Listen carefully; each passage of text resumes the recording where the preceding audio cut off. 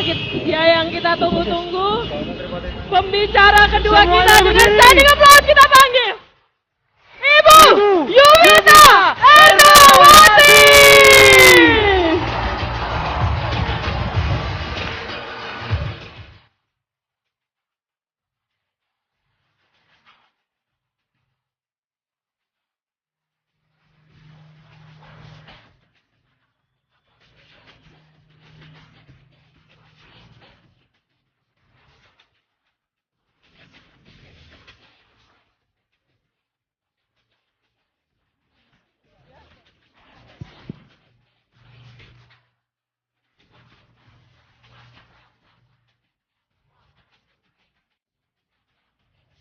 Assalamualaikum warahmatullahi wabarakatuh. Ya, hari ini saya salut sekali dengan semua panitia yang ada di sini. Mohon aplaus untuk semua panitia.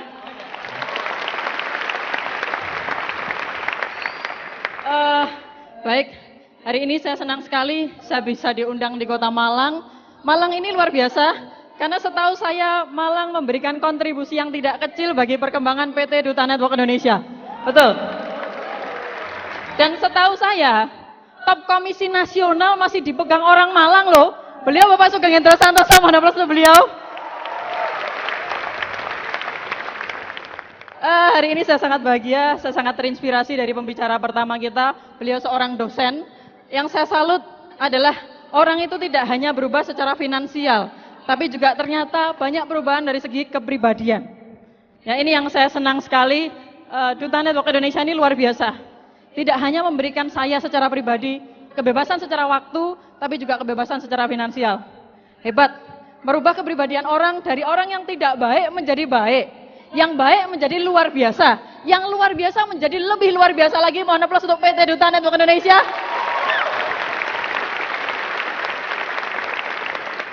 Dan hari ini saya ingin menyampaikan tentang rumusan sukses dari leader-leader yang tadi sudah maju di atas panggung.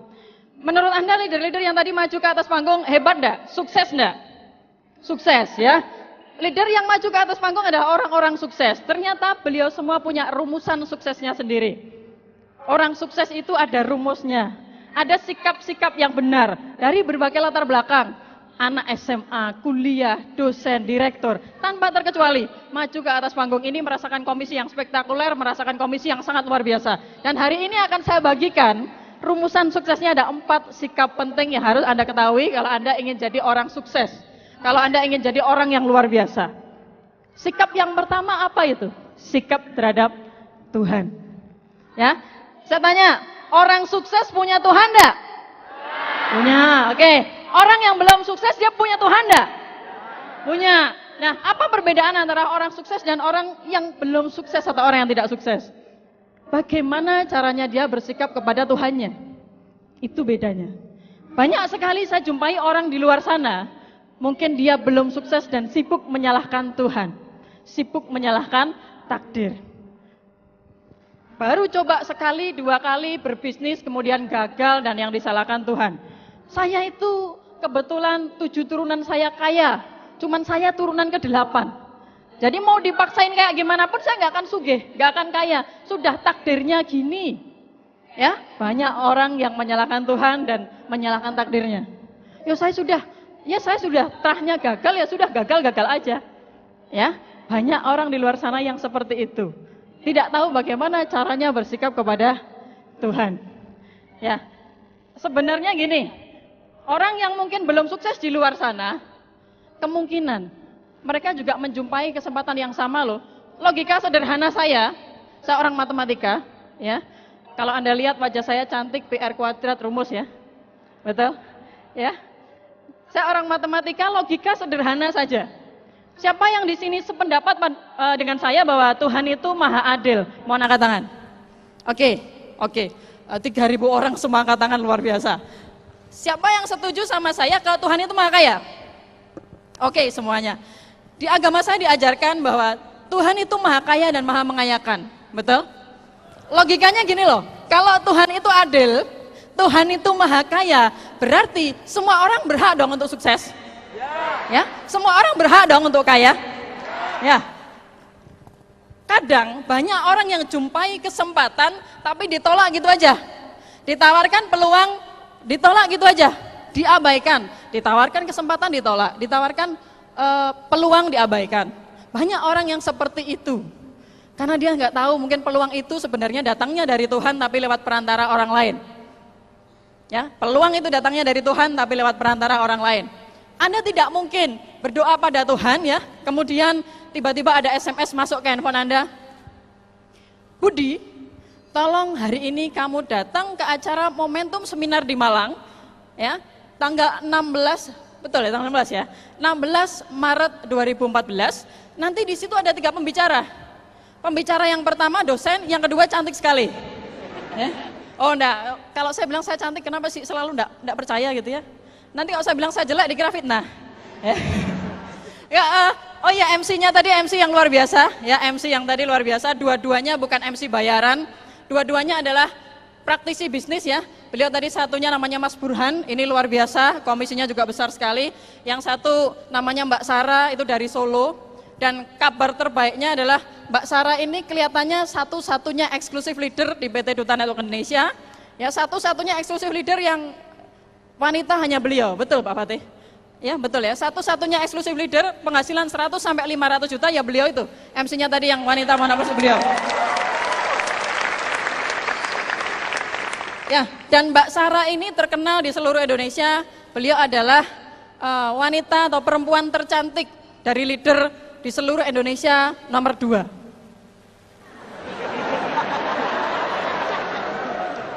Lo enggak tahu yang nomor 1 ya? Saya lah, siapa lagi? Oke, lanjut fokus ya. Tidak mungkin tiba-tiba ada SMS masuk ke handphone kita, Pak Budi, tolong kamu hari Minggu 16 Maret 2014 datang ya ke Malang ke acara yang spektakuler, di situ hadir 4.000 lebih orang. Nanti kamu dengarkan saja 3 pembicaranya, terus kamu join 1.295.000. Kalau kamu tidak punya duit silahkan gadein BPKB atau jual TV kamu di rumah. Setelah itu manut saja sama pembimbingnya, insya Allah nanti kamu sukses. Insya Allah nanti kamu luar biasa. Ini jalanmu untuk sukses. Pengirimnya siapa? Tuhan. Apakah Anda minta Tuhan kirim SMS? Atau broadcast lewat BBM? Atau pajang status di Facebook? Ya, tidak mungkin. Ya, Tuhan ngasih rezeki tentunya lewat perantara orang lain, betul enggak? Enggak mungkin toh ketika seseorang lagi galau di rumah ya, lagi sendu, mendayu-dayu, di sampingnya ada jendela, lagi rintik-rintik hujan, galau ya, kebutuhannya kurang, akhirnya doa pada Tuhan, ya Tuhan, saya pengen sukses gimana caranya, saya pengen tambah penghasilan gimana caranya. Tiba-tiba di saat rintik-rintik air hujan ada kilat, tulisannya DNI ya. Ada fotonya Pak Prayet gini. Mungkin enggak? Mungkin enggak? Enggak mungkin.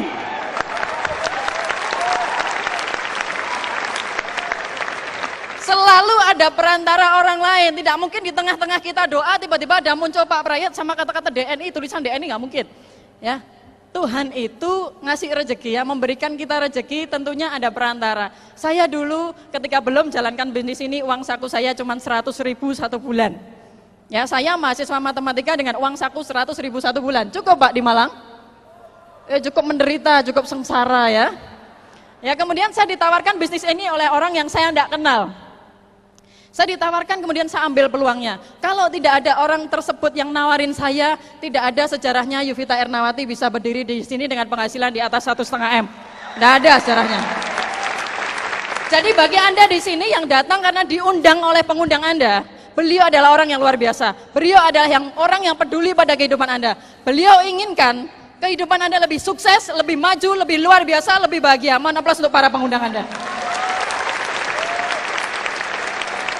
Oke, sikap kita yang pertama adalah bagaimana sikap kita terhadap Tuhan. Menyikapi berbagai kesempatan, jangan sampai tolak kesempatan yang ada. Sikap kita yang kedua adalah sikap terhadap peluang. Nah ini, orang sukses dan orang yang tidak sukses beda caranya menyikapi sebuah peluang. Contoh nih, misal, ada satu pertemuan ya, DOP, presentasi Duta Network Indonesia skala besar. 100 orang misalkan, 100 kursi ya, 100 orang diundang ke acara tersebut untuk mendengarkan presentasi dari Duta Network Indonesia. Orang yang datang ini negatif atau positif, itu yang menentukan Anda sendiri. Ya, kadang-kadang kalau kita sudah diundang datang ke acara presentasi ya, acara presentasinya rame Mbak, bludak. 100 kursi yang datang 150. Sebagian orang berdiri. Kalau orang negatif, dia nggak tahu caranya nyikapi peluang. Ya, kalau orang negatif nih ya, datang ke pertemuan, ting, pertemuannya ramai sekali, langsung di alam bawah sadarnya bilang gini, wah pertemuan ini ramai, saya mau tawarin siapa lagi? Orang seluruh Indonesia sudah join ke bisnis ini kok, saya mau tawarin siapa lagi? Jelas tidak ada yang mau join, itu kalau orang negatif. Tapi kalau Mas Tegar yang ditawarkan bisnis ini, begitu ditawarkan, datang tempatnya ramai Mbak, insting bisnisnya langsung jalan, teng, ya wah, yang datang banyak banget, rame. Kalau gitu saya mau join sekarang juga, besok saya bangun pagi-pagi supaya nggak keduluan orang lain, supaya saya lebih sukses daripada orang lain.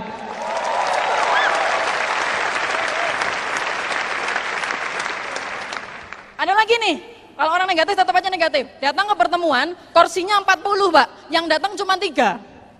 Kalau orang negatif, datang ke pertemuan, kok isinya cuma 3 orang, langsung Mbak, biasanya update status di BBM.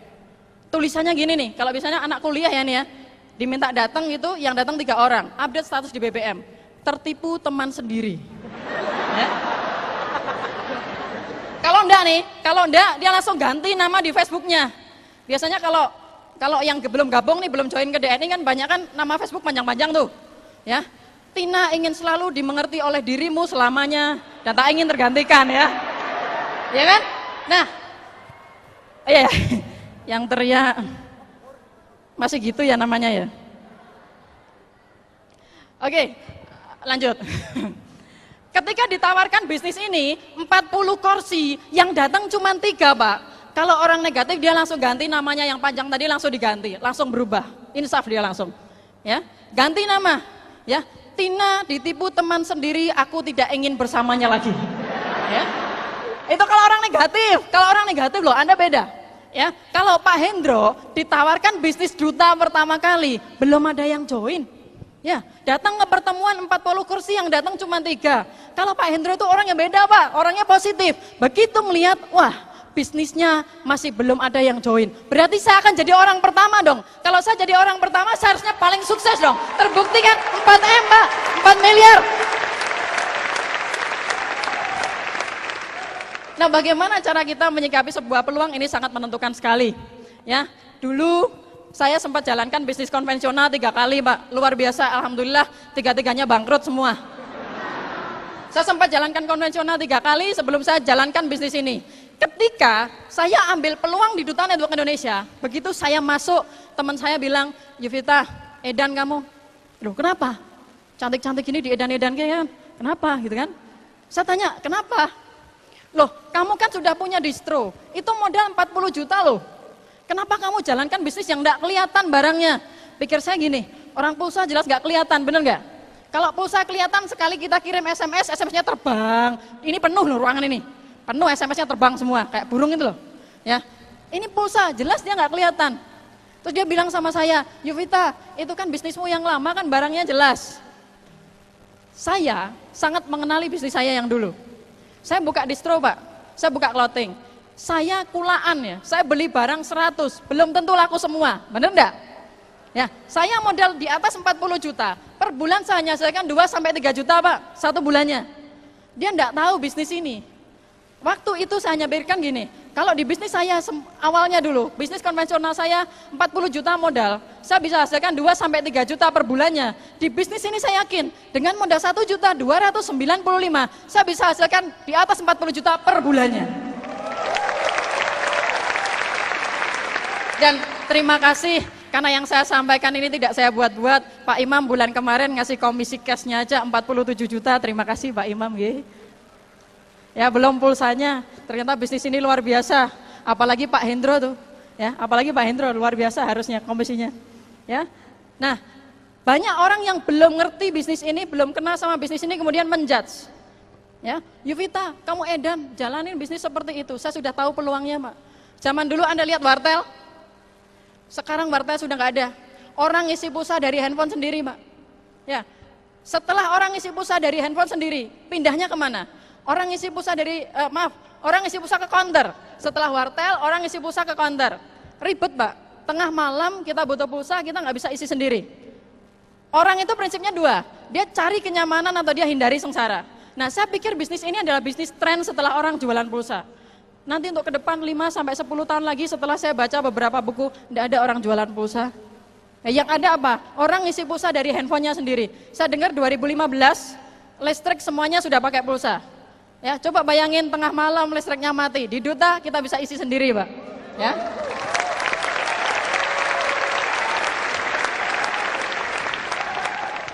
Saya join, saya dibilang, Yuvita kamu edan, mending kamu jalankan usaha konvensional kamu daripada usaha yang belum jelas. 4 bulan setelah saya jalankan bisnis ini, saya beli mobil saya yang pertama, dia ketemu sama saya lagi. Dan kamu Yuvita sudah beli mobil? Ya, 2 tahun kemudian dia ketemu sama saya, mobil saya sudah 3, rumah saya sudah 2, dia bilang lagi, Dian, Yuvita sekarang mobilnya 3, rumahnya 2. Ya, kita ketemu lagi kemarin, alhamdulillah dari DNI saya kembangkan ke bisnis perumahan. Saya sudah bikin saya mau bikin 8 unit, ini sudah bangun rumah contohnya, luar biasa Duta. Kemarin beliau ketemu sama saya, Yuvita gimana bisnismu? Oh lancar luar biasa, saya dapatkan di atas 1,5 M, ini saya bangun bisnis properti. Dian, dengan modal 1.295.000. Iya, ya. Jadi kalau selama ini Anda jalankan bisnis ini, terus temennya bilang, Dian, kamu mau jalanin bisnis seperti itu? Sampai besok ya tetap dia danin terus, Pak. Ya, tetap. Ya bagi saya simpel aja lah, orang waras pulang bawa beras, orang edan pulangnya bawa sedan gitu kan ya.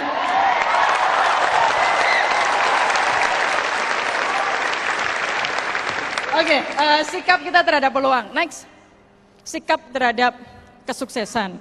Nah, bagaimana kita menyikapi sebuah kesuksesan, ini sangat berpengaruh di kehidupan Anda nanti bisa sukses atau tidak. Satu contoh, tadi ada banyak leader yang maju ke depan, ya termasuk Mas Hanif, mantan tukang sapu hotel loh Pak. Tukang sapu hotel ternyata bisa sukses dari bisnis ini, hasilkan miliaran rupiah. Pak Sugeng Hendro maju ke depan. Nah bagaimana cara kita bersikap nih? Bagaimana cara kita menyikapi kesuksesan yang ada? Kalau nih, orangnya negatif.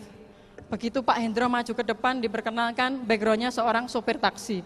Kalau orang negatif Pak, wah Pak Hendro bisa. Kalau aku, kita enggak bakat kok. Ya, kalau orang negatif sukanya gitu. Mas Tegar didatengin ya, maju ke depan, mantan mahasiswa bisa lah, aku kan mahasiswa cum laude, jelas aku enggak mungkin bisa jalankan bisnis seperti ini. Siapa bilang? Di sini semua latar belakang ada. Dosen Pak Nandang tadi sudah ceritakan ya, Mas Tegar ada, mantan sopir taksi sukses luar biasa ada, mahasiswa cum laude Mbak Sarah ada. Latar belakang apapun ternyata bisa sukses di bisnis ini. Sebenarnya gini Pak, kita itu hidup di dunia ada 2 DNA. Pertama DNA positif, kedua DNA negatif. Apa yang kita pikirkan, itulah yang akan semesta berikan. Jadi kalau Anda berpikir Anda tidak bisa, Anda benar. Anda berpikir Anda bisa, Anda juga benar. Tergantung Anda mau pilih yang mana. Mau pilih yang bisa atau pilih yang tidak bisa? Bisa ya. Kalau Anda yakin dan percaya Anda bisa, ya Anda bisa sukses. Saya dulu 3 tahun yang lalu saya juga ada di seminar seperti ini, pembicaranya sudah hasilkan ratusan juta bahkan miliaran rupiah.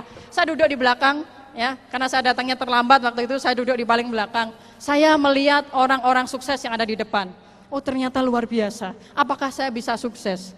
Tapi saya ikut seminar pertama kali saya, di hati saya bilang, Yuvita itu hebat dan akan selalu begitu.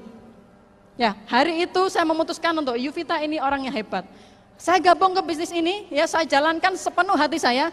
Ternyata 3 tahun kemudian saya sudah berdiri di sini dengan hasil di atas 1,5 M. Ya. Apa bedanya saya dengan Pak Hendro? Sama-sama kepalanya 1, enggak 3 ya kan? Makanya juga makan nasi, betul Pak Hendro ya? Makanya makan nasi, enggak ada makan beling. Kalau Pak Hendro saja bisa, harusnya saya bisa dong. Kalau Mas Tegar bisa, harusnya saya bisa dong. Kalau Mas Hanif bisa, harusnya saya bisa dong. Dan kalau yang berdiri di sini seorang cewek aja bisa, harusnya yang cowok lebih bisa dong.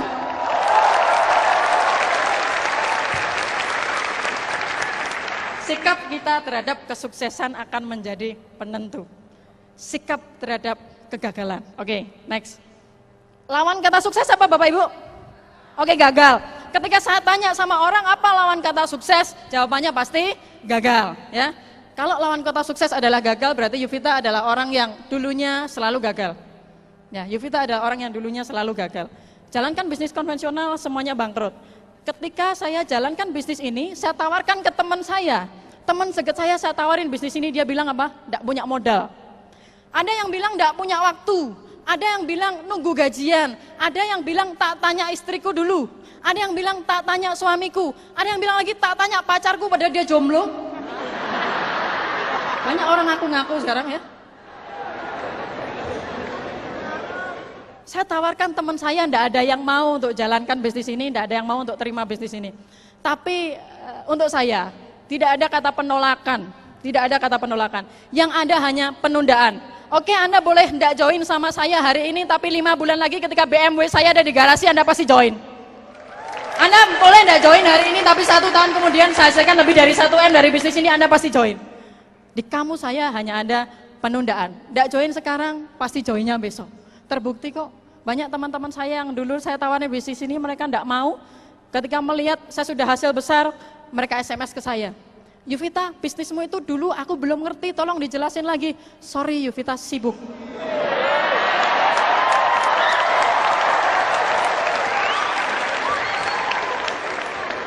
Ya, seorang pengusaha itu jangan takut sama gagal, jangan takut ditolak orang. Ya, kalau seorang pengusaha takut ditolak orang, artinya begini, sama aja Anda itu petinju. Ya, Anda itu petinju yang doa sama Tuhan. Ya Tuhan, 12 ronde ini tolong lindungi saya, jangan sampai saya kena pukul. Kalau bisa lawan saya, tanpa saya pukul dia sudah KO duluan. Ya, ini doa yang merepotkan Tuhan. Bener nggak, bikin repot doanya. Jangan jadi petinju kalau nggak mau kena pukul, bener kan? Jangan jadi pengusaha kalau nggak mau ditolak. Ya, jangan jadi pengusaha kalau nggak mau gagal duluan. Pak Hendro, hasilkan 4M dari bisnis ini. Itu sebenarnya adalah buah dari kegagalan demi kegagalan. Ya, tugas kita di bisnis ini tuh simpel sekali loh. Tugas kita di bisnis ini simpel sekali. Tugasnya apa sih? Cuman dengerin orang bilang, Mbak aku ndak punya modal. Oke, ndak apa-apa, assalamualaikum. Ya, Mbak aku ndak punya waktu. Oke, ndak apa-apa, selamat ndak punya waktu. Ya, Mbak aku trauma. Iya, selamat trauma. Ya, kan cuman gitu aja tuh tugasnya di bisnis ini. Gitu aja dibayar ratusan juta bahkan miliaran rupiah loh. Pak Indra sudah buktikan loh 4M di bisnis ini loh. Itu adalah buah dari cara menyikapi 1 kegagalan demi kegagalan, 2 kegagalan demi kegagalan, 3, 4, 5 dan seterusnya. Ya, jadi kalau orang sukses harusnya siap gagal dan siap ditolak, betul enggak? Ya, kalau orang sukses berarti kalau ditolak 1 kali lanjut enggak? 2 kali lanjut? 10 kali lanjut? 100 kali lanjut? Anda luar biasa Pak. Anda punya bakat untuk sukses. Saya yakin Anda punya bakat untuk sukses karena Anda juga bakat untuk gagal. Sukses dan gagal itu satu paket. Jadi sukses bukan lawannya gagal, sukses dan gagal itu satu paket. Kalau Anda siap ditolak, Anda siap gagal, berarti Anda juga siap untuk sukses. Berikut ini ada sebuah video ya, sebuah video yang sangat menginspirasi saya. Video ini menarik sekali, bisa di-play. Anda bisa lihat di video bahwa itu ada seorang yang dia berbeda.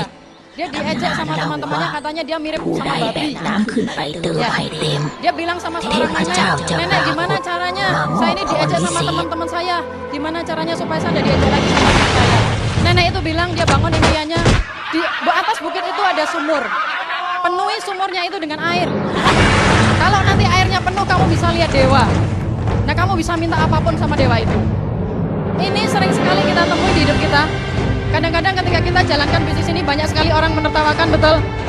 Ya, kemudian kita konsultasi pada upline. Upline, tolong, gimana ini saya ditolak teman, saya diremehkan orang lain. Upline kita cuma bilang, presentasi saja sehari 5 kali. 5 kali sehari, dibukukan, ditulis. Tulis saja kamu presentasi sehari 5 kali. Lakukan saja sehari 5 kali. Kemudian tulis. Tulis. Suatu ketika sumur itu penuh, dia tanya pada Tuhan, Tuhan, di mana engkau? Di mana engkau? Sumur ini sudah saya penuhi. Ketika dia melihat lagi ke dalam air, dia sudah menjadi orang yang berbeda. Sama dengan Anda, 5 bulan lagi ketika Anda jalankan sehari prestasi 5 kali, saya yakin Anda adalah orang yang berbeda di kemudian hari.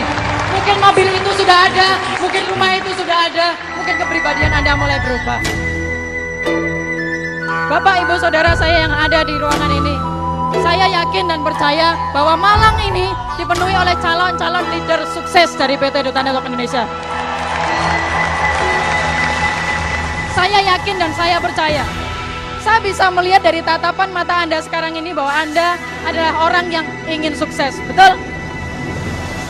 Saatnya Anda untuk menunjukkan, Mbak. Setahu saya, kesuksesan itu susah. Sukses itu sakit. Sukses itu capek. Tapi lebih sakit mana? Orang tua kita sakit dan kita tidak bisa membiayai. Lebih capek mana? Anak kita mau beli susu, kita nggak bisa belikan dia susu. Setahu saya Bapak Ibu sekalian, sukses itu ada di genggaman tangan Anda. Sukses itu ada di setiap langkah kaki Anda. Sukses itu ada di dalam hati Anda. Sukses itu ada di dalam butiran darah dan keringat Anda. Sukses itu ada di dalam daging dan tulang Anda. Karena Anda hanya lahir untuk sukses, Pak. Anda hanya lahir untuk sukses. Setuju? Anda buktikan, Pak. Anda buktikan. Buktikan pada masyarakat ini. Buktikan pada negara ini, pada bumi pertiwi ini. Ada orang sukses yang sedang duduk dan belajar bagaimana caranya sukses. Mencari tahu sikap-sikap yang betul. Demi siapa, Pak? Siap menghadapi kegagalan-kegagalan. Demi siapa, Pak? Istri, suami, anak-anak tercinta, Pak. Demi orang-orang yang telah melecehkan dan menghina Anda, Pak. Anda adalah orang-orang yang luar biasa. Anda adalah orang-orang yang hebat. Bagi Anda yang percaya, bagi Anda yang yakin, genggam tangan Anda. Bagi Anda yang percaya dan ada yang yakin, genggam tangan Anda.